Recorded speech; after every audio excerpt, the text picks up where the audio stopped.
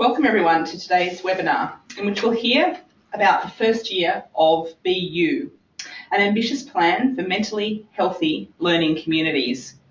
Before we start, I would like to take a moment to acknowledge the traditional owners of the lands where we're all standing today. For me, here in Canberra, I'm standing on the lands of the Ngunnawal people. I want to pay my respects to elders past, present, and to those emerging. I want to acknowledge the ongoing contribution First Nations people play to Australian society, and to pay my respects to any Aboriginal and Torres Strait Islander colleagues who might be joining us online today. It's a great pleasure for me to welcome back Georgie Harman for yet another ARACY webinar, and to get an update on the successes and the lessons of the first year of BU. Georgie herself needs practically no introductions. Appointed as CEO of Beyond Blue in May 2014, Georgie has been at the forefront of mental health policy in Australia in both the government and non-government sectors for many years. She brings a wealth of experience to Beyond Blue, to this webinar, and most importantly, to educators, families, and kids at risk of developing mental illness. Thanks, Georgie, for making yourself available. Welcome to yet another ARACY webinar, and I'll now hand over to you. Thanks, Penny. It's an absolute pleasure to be back on an ARACY webinar stage, talking to you all, even if I can't see you. It's really hard to believe that, I was about a year ago today, we were actually launching BU at this beautiful primary school in Melbourne's western suburbs, Monmere Primary. We have learned so much in that last year. So I wanted to spend a bit of time sharing some of that BU journey so far, what we've learned, including the successes, but also the things that we know we need to improve, and what we're planning to do next. So look, as you know, a large focus of BU is actually focused on supporting educators, and I'm delighted that we've got some educators joining us today, but also more broadly, amazing people working out right across the country, trying to support parents, young people, families, communities. I'd also like to acknowledge that I'm joining you from Melbourne, from the traditional lands of the Wurundjeri people of the Kulin Nation, and on behalf of all of us here at Beyond Blue, pay my respects to those traditional custodians, and also any Aboriginal and Torres Strait Islander people that may be dialing in today. I'd also like to acknowledge those who are living with and managing mental health conditions such as depression and anxiety, their families, friends and supporters, and all those affected by suicide as well. It's on your shoulders that we stand. So I wanted to quickly just provide you with a quick reminder of what BU is, where it came from, some of the policy context that sits behind the design, as a bit of a reminder to those of you who were online a year ago, but also those who might be new to BU and what we're trying to achieve. So back in 2014, the National Mental Health Commission conducted a review of all mental health services and supports around Australia, and it found, not surprisingly, that education settings are a really, really important place for early intervention and prevention and supporting young people and children and families. The Commission really called for a shift in the pendulum from Commonwealth expenditure away from acute illness and crisis towards primary prevention, early intervention and recovery. The Commission found that there was a lot going on in schools and early learning services, and in fact that was really quite confusing. All of those great predecessors to BU were doing really, really good stuff, but it made sense to bring them together into one integrated end-to-end national initiative. So the government response then actually agreed with that, and the Commonwealth pulled together the funding that had gone before into schools and early learning services, separate initiatives, into one big bucket, put that out for tender, and it was a very fiercely fought tender, and we were very fortunate to be named as the successful tenderer, and together with our service delivery partners Headspace and ECA. What's really important to remember is that BU works alongside a sister program, which is delivered by Emerging Minds, and that's really about supporting children and young professionals who are working with children and young people. And I guess the slide you can see now is really the kind of underpinning policy direction of global experts. So the Lancet Global Commissioners on Mental Health and Sustainable Development in about November 2018 released its expert advice, and it found that the most effective way to promote social and emotional functioning, academic performance, and reduce risk behaviours was to actually take a population or a whole of school approach in which social and emotional learning is embedded in how people do things, and that everybody's involved, that everybody in that learning community is involved, from the parents and the children and young people themselves, but also the back office staff as well as the educators and the local community. So this is exactly the approach that we've taken to the design and implementation of BU. When we were developing BU and designing it, we spent a lot of time talking to stakeholders, including, I'm sure, many of you on this webinar. We had a number of different levels of governance who really amazing people from over 200 organisations who really told us what they thought, and we took that feedback and really applied that in the design. So I guess, you know, from our perspective, BU is not something that we dreamt up in a back office. It was actually something that was really guided by experts in the field from a number of sectors. The really important part about BU is that we didn't throw out the successes and lessons from the 6 predecessor programs that had come before BU, and they're listed there on the slide. So from Kids Matter to Mind Matters to Headspace School Support, which supported schools after a suicide attempt.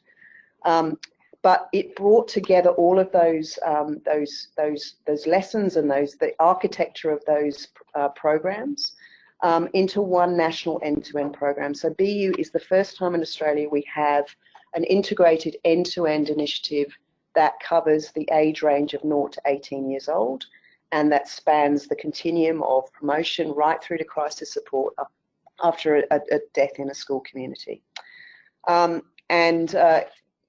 I guess, you know, if I talk about the why, if we can go through to the next slide, there's a number of statistics here, which again I showed 12 months ago, but really this is the depth of the problem. We've got about 1 in 7 Australian children who experience a mental health condition in any 12-month period.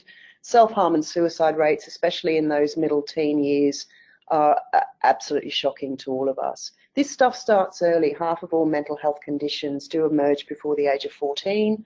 Parents see the places that they drop their kids off and pick them up from during a school day as an ideal setting in which to both identify and respond to issues that kids might be experiencing. But teachers themselves are experiencing really, really high levels of psychological and occupational distress. And a really important study that came out was published last year, that there is an absolute correlation between mentally healthy kids and learning outcomes and also engagement with schools.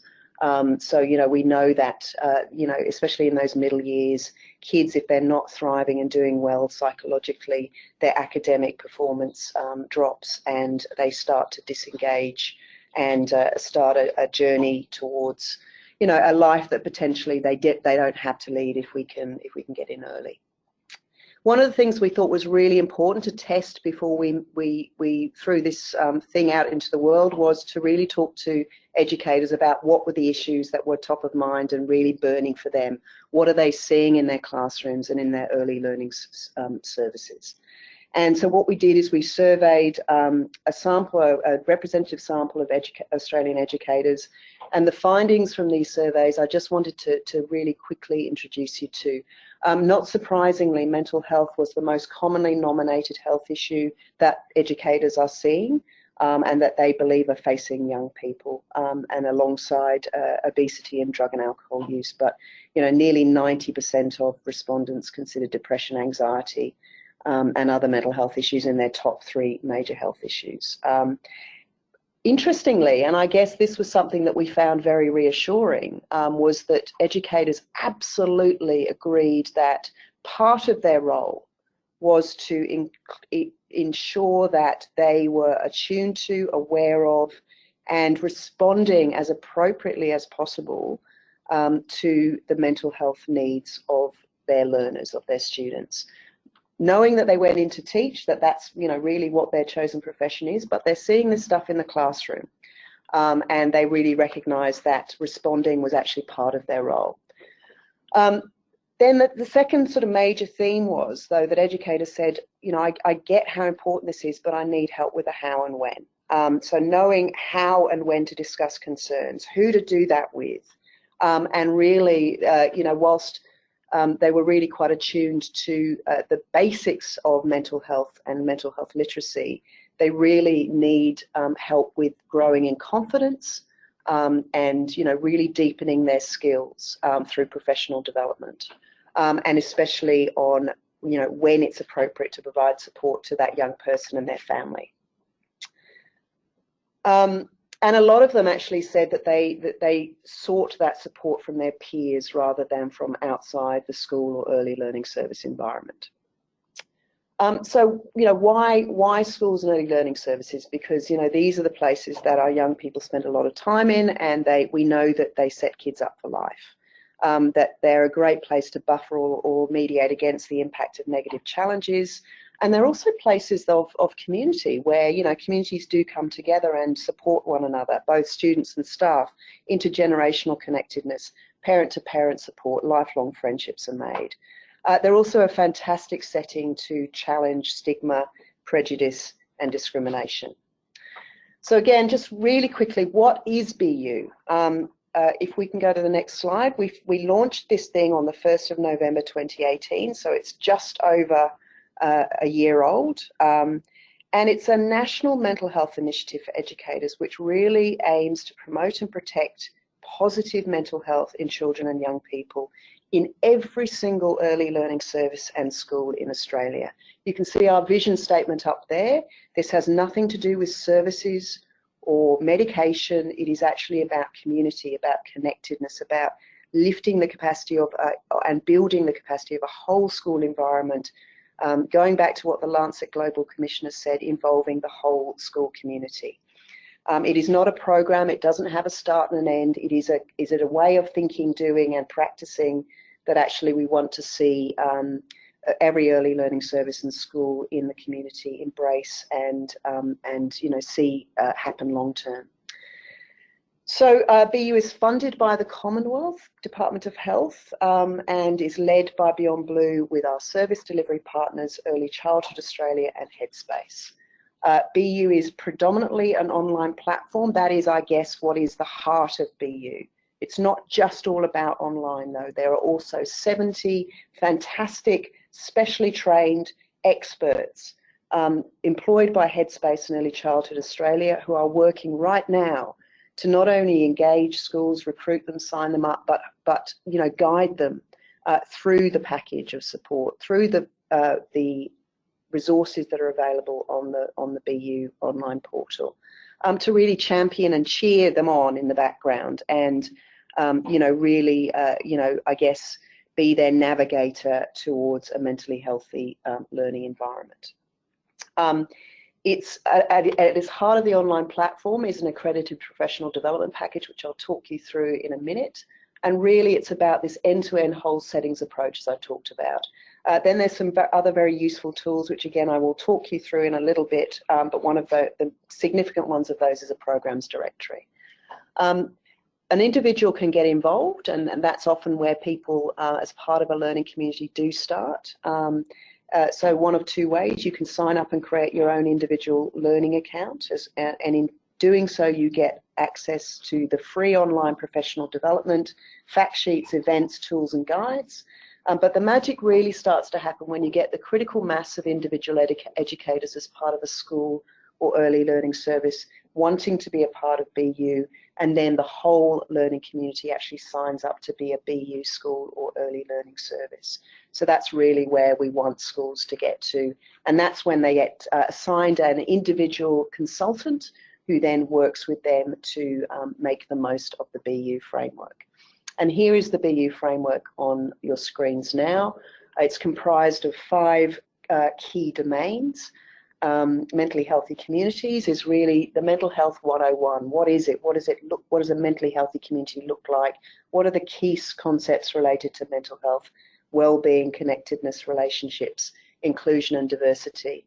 The family partnerships domains recognises the absolutely key relationships that exist between educators and families or kinship carers and other support people to young people.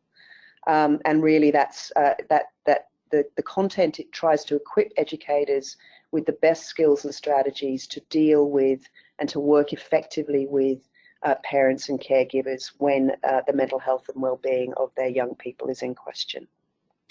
Learning resilience provides educators with an in-depth understanding of social and emotional learning, why it's important for mental health and well-being, but also why it's important for academic performance and achievement.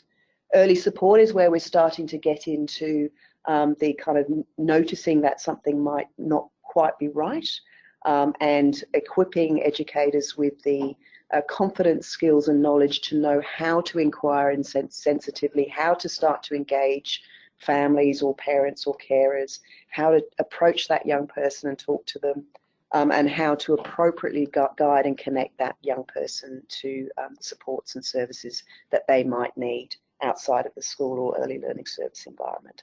Responding together is really where we're getting to the pointy end. It's about the management of and recovery from critical incidents, and that includes obviously suicide.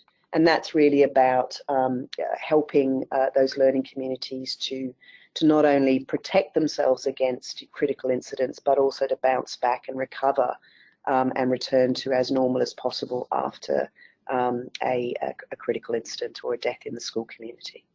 So the professional learning modules are really organised around these 5 domains. There are 13 of them, about an hour to complete. They are fully accredited by every accrediting body in Australia, so they count towards the teacher professional learning requirements across all states and territories, as each module highlights alignment with the Australian Institute for Teaching and School Leadership, or the AITSL standards. And BU Content and Learning is also accredited in New South Wales through NESA and the New South Wales Education Standards Authority, and in the ACT through the Teacher Quality Institute, so TQI accredited. And those are the only 2 states that have obviously this specific accrediting requirement. So I guess the bottom line is we wanted to make this useful for educators and for it to have value for them in terms of their professional development and practice, and for that to be recognised in terms of their own professional development. As I said, though, the BU ecosystem is about much more than just those professional learning package. It is actually, you can see on your screen here, a range of the other tools and resources that are available to learning communities. So handbooks, really what is the guide, the step-by-step guide for a early learning service manager or a principal of a school? How do you actually lead the implementation of BU? Handbooks for action teams, which are sort of multidisciplinary groups of people comprising of educators, parents, young people, community members that really come together and drive that school or early learning services BU strategy. Handbooks for individual educators, and then also handbooks for pre-service educators. We've got a number of planning and implementation tools, one of the most important of which is, I think, the statement of commitment. So a school actually saying, signed off by a principal, that we want to be a BU school, this is important to us. The surveying tool, the action planning tool, these are very, very practical and interactive tools that we've designed specifically for busy educators so that they can really get to the bottom of where they're at, what's going on in their school environment and what they want to focus on, what's important to them. A number of fact sheets. BU is really delivered a lot through events, both sort of national check-ins where the consultants get together communities of practice or engage individually with schools using Skype and webinars like this. And we're really trying to build those communities of practice and connect learning communities from right across the country with one another so that they can also learn from each other. And then a number of tools and guides. I'll talk a little bit about some of them in a little bit, but just as a quick example, the suicide prevention and response tool is really the handbook and guide for a school principal when there is a suicide. What do you do? What don't you do? How can we help you? We send in specialist, clinically trained and expert clinicians to support schools to recover from a suicide. Always BU takes Aboriginal and Torres Strait Islander ways of doing, thinking and being, and actually applies that to the BU framework. We know we have a lot more work to do in making BU really work for Aboriginal and Torres Strait Islander students and communities, but I'll tell you about that a little bit later. I think the other thing I would like to stress at this point is that similar to the accreditation of the professional development, we know how important it is for BU to be the overarching framework and I guess the organising framework for a whole bunch of stuff that's going on both nationally and at a state and territory level. So rather than being an addition, something else that a school or an early learning service needs to do, we really want to BU to become, I guess, the kind of umbrella through which a lot of this great work that's already being undertaken can fit and sit. So, for example, the way we've designed BU and a lot of the content is mutually enforcing of state and territory frameworks, priorities and requirements. So they don't compete, they are mutually reinforcing. They also help educators and educational leaders to address the existing national professional standards and requirements that sit within the Australian curriculum, the national quality standards, and the Australian Student Wellbeing Framework. This is a very busy and potentially confusing space, and our goal with BU is not to add to the confusion, but to be a resting house and an umbrella for a lot of these other activities. Mutually reinforcing, not competing. In terms of where we're up to, so when we launched this thing 12 months ago, we had set ourselves what we thought at the time was a pretty audacious target of signing up 2,000 early learning services and 6,000 primary and secondary schools to BU by the end of 2019. And what you can see from this slide is that we have just been totally overwhelmed and quite humbled, I think, by the interest and the level of engagement, as early as it is in the lifespan of this thing, since we launched it a year ago. So we've got over 90,000 individual learning accounts created. We estimate that approximately 15% of all Australian educators are participating in BU through an individual learning account. They've started to complete the professional learning modules, so 83,000 plus of those modules have already been completed. That will be one of our next areas of focus, is to continue to encourage those individual educators to complete a number of learning modules, which are non-linear. You don't have to start at A and work through to Z. You can actually dip in and out, but we really want the package to be deeply absorbed by as many educators as possible. And finally, 2000 Early Childhood Australia and Headspace have just amazed us with how hard they've worked and what incredible success they've achieved this very early in the piece. So over 2,800 early learning services have registered, and just a tick under 6,300 schools, which is an incredible start, one that both delights and terrifies us. But it's a really, really lovely start, and I guess indicates that this is something that schools and early learning services and educators feel is useful to them. What does this look like in terms of participation rates and percentages across the country? And what you can see from these geographical maps is that in terms of the percentage of schools and early learning services participating, we're off to a really good start. You can see that in the smaller states and territories, ACT, the Northern Territory, Tasmania, we've got really, really high participation rates already. 94% in the Northern Territory, for example. Shows we've got some more work to do still in the bigger states, but those smaller jurisdictions, I think, who often don't have a lot of the resources and priority focus that some of the bigger states have, are really, signing up to this in very, very big numbers. Our data also suggests that, of the 1 million, nearly 1.1 million primary and secondary students with a language background other than English, around 65% of those students are attending participating BU schools.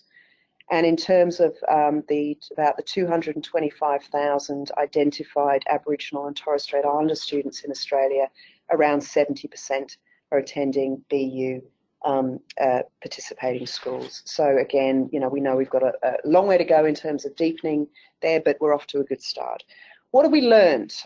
We've learned that the need and demand for BU is high. We've received incredibly valuable feedback about what's working well and where we need to improve and do better. And we're continuing to focus on measurement and evaluation. So here on your slide is just a bit of a snapshot of what some educators are saying about BEU. These really are quite representative of some of the themes that we're hearing, and basically, what they're saying is that BEU is adding value. It's reinforced or reintroduced to educators the importance of social and emotional wellbeing.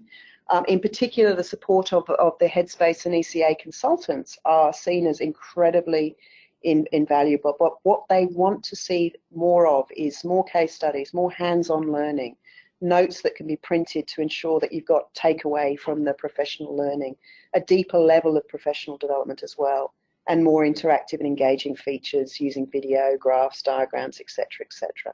So this is just a snapshot. There's much more, but just gives you a bit of a flavour of what educators are saying this early in the piece. What we're also hearing more broadly is a lot of, from a broader stakeholder group, some of which is very similar to the educator feedback, but, picking up some more themes is they want more content on diversity. They want to really be able to search through modules to find past material for a refresh. So how is the professional learning functionality working? They want more easily and clearer information about how BU actually aligns with the national priorities and state and territory wellbeing frameworks. And they also want more dynamic learning materials, videos, case studies, etc., etc. This is gold to us. We want this kind of feedback, especially this early, so that we can add this to the list of things that we need to do, which is a very long list, but it's one that we're determined to address as much as possible. This is an ongoing, continuous improvement project of work, not just a static tool that we've launched and we're now sitting back and congratulating ourselves for. What's exciting to see on the ground is how schools and early learning services are actually using and applying BU to their practice. So I just wanted to take you through a couple of case studies. The first is Canning Vale Primary. It's a pre-kindy service, and it's a very small not-for-profit early childhood service for 3-year-olds in Perth in WA. Their community is exceptionally diverse. A number of families are born overseas. They don't have family support networks. Many are fly-in, fly-out workers. In October 2018, their team of 2 educators became 4, and the pre-kindy contacted us via the BU website. We gave them a consultant from Early Childhood Australia. That consultant spent the first sort of interactions with Canning Vale really explaining what BU was about, the different tools, and how they might be able to use the materials in a way that met their unique needs of their community and also their service. What they decided to do, first of all, was to conduct an educator survey to really understand the level of knowledge that their educators and staff have about mental health, so that they can actually really identify where the greatest need of focus was required. And they also used those early days to really figure out where BU fitted within their quality improvement plan. They originally decided to focus on trauma, but as 2019 progressed, other priorities became more obvious, in particular staff wellbeing and creating a sense of belonging for culturally diverse families. So, but because BU is really quite interactive, and it's not you start on one pipeline, you have to see it through, they were very easily able to switch between staff wellbeing and trauma training. So what have been some of the results that they've communicated to us?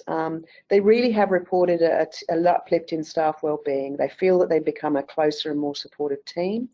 As a result of going through the BU implementation process, The service now has regular mental health check-ins. They've developed strategies to provide extra support for when members of the team have particular needs.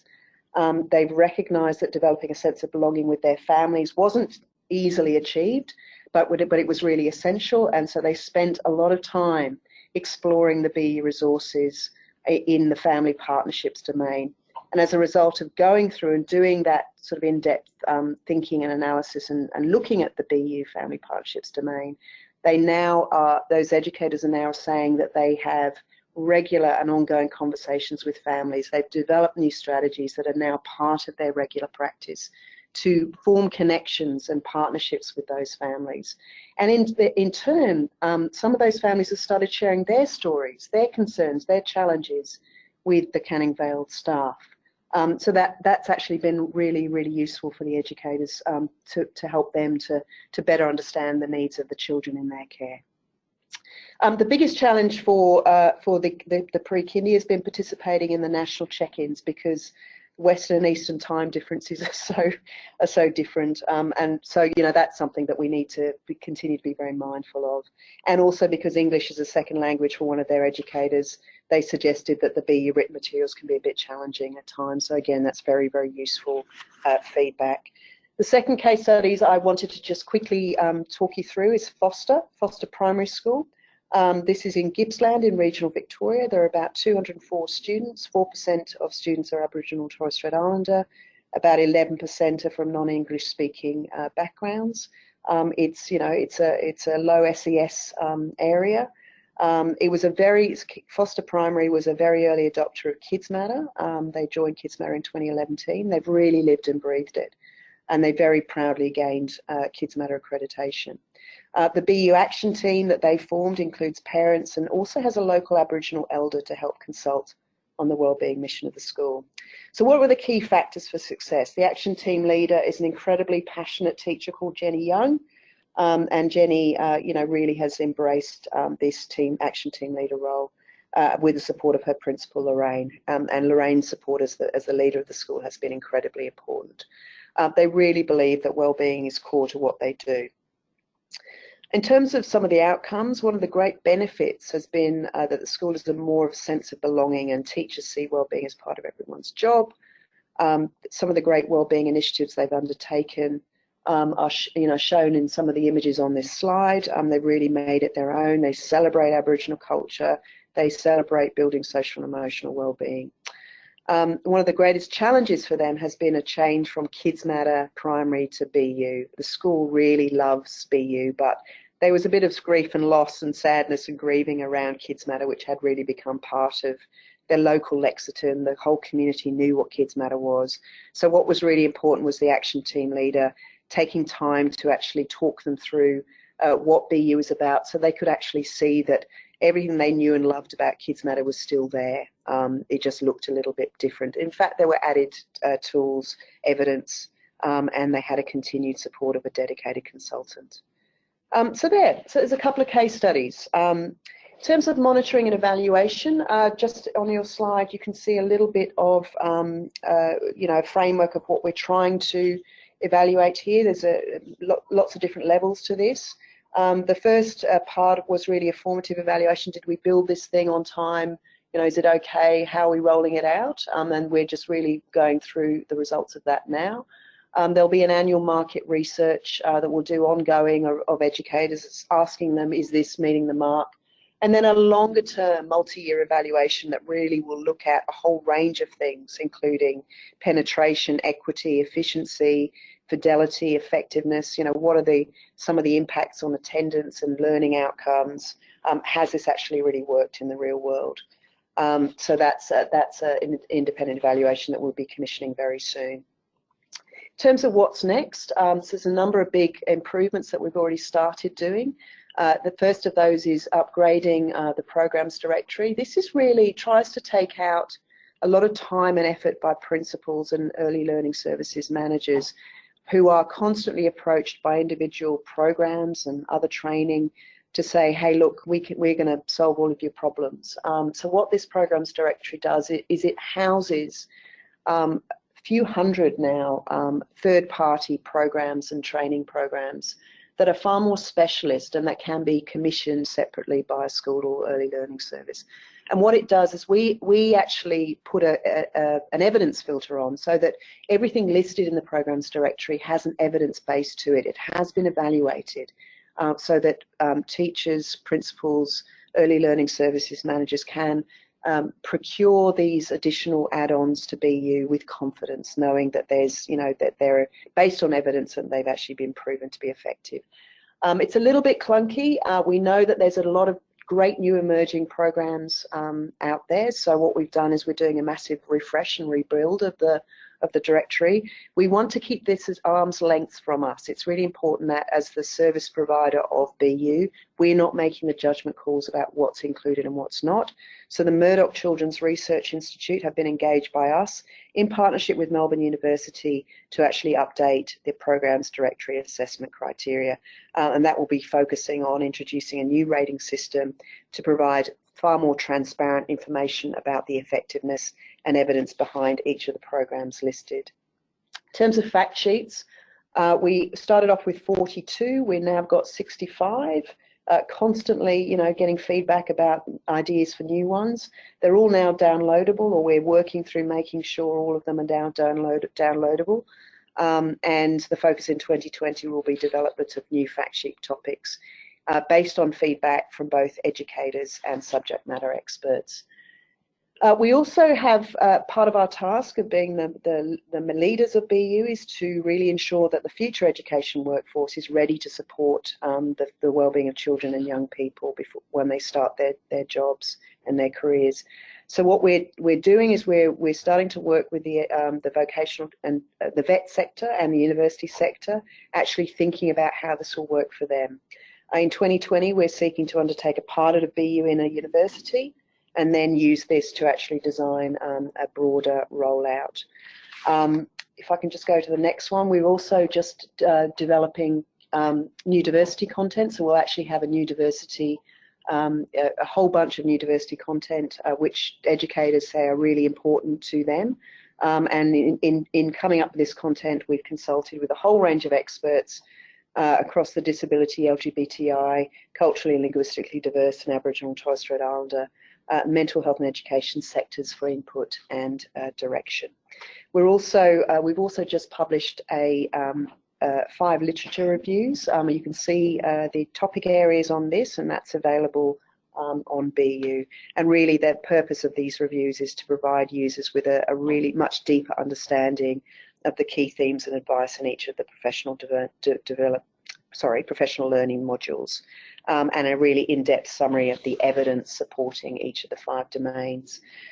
Building on the feedback we've already received, we need to be much clearer and crisper, and it needs to be much more transparent about how BU aligns with what's going on at a state and territory level, both in terms of frameworks and initiatives, but also at a national level, what's going on in terms of how this really maps into the curriculum, for example. So we are actually working on that as we speak, and that content will be available by the end of this year. We've also been given a little bit of extra money, 2.3 million over 2 years, to really expand BU in the Pilbara and Kimberley, given the levels of suicide and other challenges that are going on in those 2 regions. So we've been given the opportunity to trial BU in a very place-based way, and then take those learnings into the broader project once this project is completed, and once we've got the learnings. What we're doing is we're working very differently to implement this. We have engaged 2 different partners, Kimberley Aboriginal Medical Service in the Kimberley, and Puntukunu Aboriginal Medical Service in the Pilbara, to be our delivery partners on the ground. We've also just engaged a research team to evaluate this, 50% of whom are Aboriginal researchers. It's really important that we listen and we work very differently. We don't just come in and impose BU on those local communities. We actually sit, take our time, let this be Aboriginal led, and fit BU to work for each individual school rather than expect schools in those regions to fit around BU. So that's a very interesting, exciting project. And finally, how you can get involved. The online learning and the registration for BU is completely open source. We did that very deliberately so that parents, so that carers, so that policymakers, so that researchers can actually get involved and actually, participate in the online development, can actually go and have a look at the tools. So you can actually register for BU yourself. Go in, have a look, kick it around, explore, get in touch with us, provide us with feedback, subscribe to the BU newsletters. We'd really love you to promote BU through your networks. This doesn't belong to Beyond Blue, it belongs to all of us and to the education sector in particular. So we'd really love you to get involved. Now I'm really happy to take your questions. Thank you, Georgie. It's Paul from ARACY here. Really great presentation. Thank you so much, and clearly a great program, and clearly a need for it. Question that's come in is, as best I can tell, the program really kicks off when kids start to be involved in early childhood education, formal early childhood education. Could you just talk to whether you think there's a gap between 0 and the age of 0 and when kids start formally turning up to early childhood education centres, and what might be able to be filling that gap, or and also what impact that gap might have on the work that BU can do once a kid arrives at a centre? Yeah. Look, that's a policy area that Beyond Blue's been very interested in for a few years now. There's been quite rightly a lot of attention on sort of adolescents and the 12 to 25-year-old age group in particular. But as we all know, the earlier we start, the more we support families facing adversity, the more we support kids who are facing trauma, especially in those first 1,000 days, and the really important developmental both opportunities and risks that first 1,000 days of life poses to someone's life trajectory is an area of deep sort of policy and research interest to us, and we've deliberately gone into that space in the last few years. So I think your question is spot on, Paul. I think BU is really designed for that 0 to 18. We do know that babies obviously do get enrolled in early childhood services, but so the content around BU in terms of the early years is really focusing on the 0, the age of 0, and helping to equip those professionals who are working with babies right through to toddlers with the knowledge of the things that they need to be looking out for. In terms then of the broader kind of policy and services and systems thinking and environment that's going to go on around BU, I mean, we were delighted to hear that the Minister for Health, Greg Hunt, announced at the Press Club, I think it was back in August, that he's committed to developing Australia's first child mental health strategy, and that work is underway. So we're very interested to see how that strategy is being formed and the kinds of things that it comes up with. Our view at Beyond Blue is that the clinical aspects of that are really important, but the psychosocial aspects are incredibly important too. And if this is just going to be about clinical responses, then we're actually going to miss the opportunity that this child mental health strategy does present to us. How the responses that we design from a policy perspective will obviously look very different in the early years, and it'll look very different because it needs to. It needs to be supporting parents and families and caregivers in the places that they're living their lives, obviously wrapped around with clinical specialist supports and services when children and young people need them. So look, I've given a very broad-ranging response to that answer, but I think BU does fit in that. It is designed now for the earliest of years and supporting educators working with those kids. But I think it operates within a broader policy environment that we're obviously going to be keeping a very close eye on and hopefully making a useful contribution to the debate in. Thanks, Georgie. It's something that's popped up on my personal radar really recently is Piri did a blog for us that I published last week about parental mental health, basically from before pregnancy and through pregnancy and after pregnancy. And again, is BU able to help in that space? I think you're sort of indicating that it's already there, but is there is there a focus on parental mental health as well as infant mental health and child mental health? Well, I think what runs throughout BU is, it is designed for adults. It's designed primarily for educators, but we know from our feedback that a lot of parents are actually going in and creating their own learning accounts and really kind of getting themselves across, what to look out for, what are the kind of early signs, how to respond appropriately, the kinds of questions to ask, the kinds of routes to support that are available. So that was a very deliberate move on our part. We do know that, a lot of parents, I go on and I've registered and I, top myself up every now and then too. And that, again, that was a very deliberate design strategy. I think the other thing, though, is that we can actually use BU as a way to gather information about how people are using the content, what they're spending a lot of time delving into, what they're kind of skimming over. But I think, this is not a deep clinical, it's not a clinical support service, clearly. It is actually about getting everybody to a dosage of literacy, so that when they're working with children and young people, whether they're supporting children and young people, or whether they're mums and dads or aunties or grandmothers or granddads or some aunties to young people and kids, they're on, they know what to look out for, and they have a deeper level of confidence about what to do, what to say, where to go. Thanks again, Georgia. It sounds like, any adult that has anything to do with the program, something's going to rub off on them, in a nutshell. Yeah, that's right. And again, I think, over time we will obviously deepen a lot of the content. We have to keep reminding ourselves that this thing is just over a year old. And, people are excited. They're giving us a lot of feedback.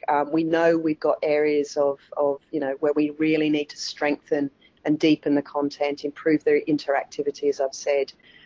We just ask people to bear with us. We are working through that, and but we're hoping that BU becomes a long-term venture. That we will see this thing in 5-10 years actually really starting to demonstrate measurable results, both in terms of educator well-being and their confidence, but also, how a school community is actually performing, whether or not kids are feeling like, they are in a supportive environment, how that's rubbed off on, their learning outcomes, and, the ability to intervene early,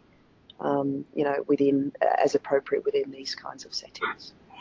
Georgie, you're saying that's only a year old, but the numbers are pretty staggering. The number of schools and ECECs you've got involved, and roughly 15% of educators. What does it need? What does it need to saturate? What do you need from education departments or other NGOs, or what does it need to meet your goal of every kid, every educator has access, besides money, which is obvious? Well, look, I think, so what is saturation? I mean, I guess, that's the million-dollar question, isn't it? I think, we've already, yes, it is about the numbers of individuals participating in BU, but we believe that the most important thing is the number of whole learning communities who are really taking this on and saying, this is part of core business, this is part of how we want to run our learning environment. It's part of how we see our role, not only in supporting the young people in our care, but actually looking out for each other too. From a mentally healthy workplace perspective, how do we actually support schools and early learning services to protect the well-being and support the well-being of their own staff and teams as well? So, what is the tipping point to where we say we've done it? I think, I don't have the answer. I think we're off to a really, really fantastic start. The challenge for us now is to make sure that those 2,800 early learning services and the 6,300 schools are having a good experience, and that they're actually, they haven't just signed up and said, oh, we've done that, tick, let's now focus on something else. That they're coming back to BU and they're actually seeing it, inculcating it in what they're doing and thinking. That's a big task. So we're now really starting to turn our minds with ECA and Headspace about what that looks like, given the huge numbers of schools and services that have already registered in this early stage. How do we deepen that engagement? And how do we do that at scale within the funding envelope that we've been given? Which is why we really think a lot of the answer is, building that online, those online networks, those online communities of practice, so that in a sense we're just there nudging. That's our our end game, is that ultimately this is driven by the school and early learning service themselves. They build the strategy and the action plans that are going to be right for them, and they're leading it, not us. We're not nagging them, we're just pushing them and nudging them and reminding them and guiding them. It has to be self-sustaining. That's our long-term goal. How do we do that? It has to be at scale through, using a combination of online, telephone, face-to-face when schools and services need it. But, given the funding envelope, it probably isn't going to change. We have to get smarter in the way we implement this. And we need to be constantly, as I said, evaluating what we're doing so that, we're learning, and that if things aren't working, we stop and we change direction, or we adjust. So I don't know what the magic number is. I don't know what the magic time frame is, but we believe that this is an initiative that government needs to invest in the long term, and I've made that view very, very strongly felt and heard in Canberra. Georgie, thank you very much. It's a huge cultural piece, really, you're involved in. You were talking about everybody talking about this is what we do, this is core business, and that's that journey's clearly begun, and the numbers of sign-ups already show that journey's begun. All with it. Thank you so much for the program. Thank you for the webinar. We don't seem to have any outstanding questions, but if people have questions, I'm sure Georgie and the team will be happy to take them. They can either be routed through us or directly to Georgie and the team. So thanks again, Georgie, and thank you to everyone who participated. That's our last webinar for this year. Our next webinar, by talent yet to be determined, will be held early next year, and it'll be something leading up to our early years summit, focusing on the first 1,000 days. That summit's being held in Melbourne in March. If you'd like more information on the summit, you can visit earlyyears.com.au. For future webinars, please keep an eye out in our newsletters. And for more information about BU, visit the Beyond Blue website. Thanks again, Georgie. Pleasure, thank you. Happy end of year, everyone, and thanks for listening. And please do get in touch if you've got any questions. Thanks so much. Bye-bye, everyone.